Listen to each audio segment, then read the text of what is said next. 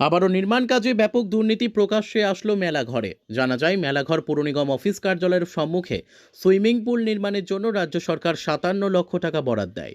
আগরতলার সুনীল দাস নামে এক ঠিকাদার এই কাজের বরাত পেয়ে সুইমিং পুল নির্মাণের কাজ শুরু করে, কিন্তু সুইমিং পুল নির্মাণের নামে ব্যাপক দুর্নীতি প্রকাশ্যে আসলো।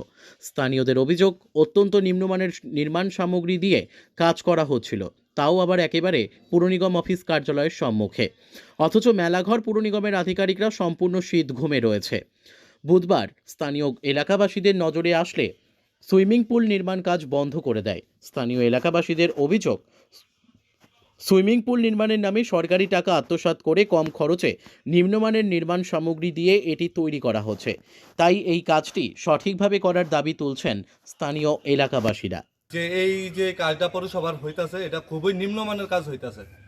তো আমরা পরবর্তী সময়ে আমরা গত দিন আমরা আইছি, আয়া নিজের চোখে আমরা দেখলাম যে এস পার শিডিউল যে কাজ ধরা আছে এই কাজের 5 ইঞ্চি ধরা আছে, কিন্তু এখানে 1 ইঞ্চিও ঢালাই দেওয়া হয়েছে না।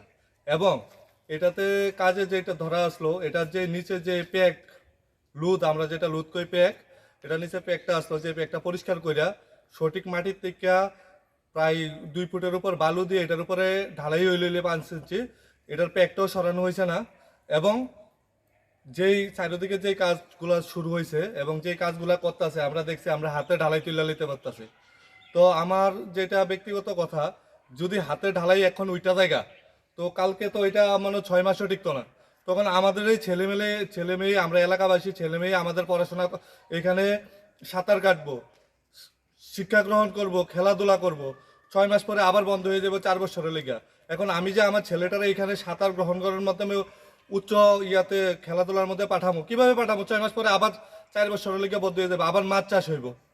তো আমরার এলাকাবাসীর একটা দাবি যে এইখানে যে কাজটি হয়েছে, যে ডিপার্টমেন্টের আন্ডারে কাজ হইতেছে, ডিপার্টমেন্টের ইঞ্জিনিয়ার এবং যারা কর্তৃপক্ষ আছে তারা যাতে এই বিষয়টা দেখে এবং এই কাজটা যাতে অবিলম্বে বদ্ধ কইরা সঠিকভাবে করা হয়, এই দাবিটা আমরা জানাইতেছি। Bureau report, news daily Bharat.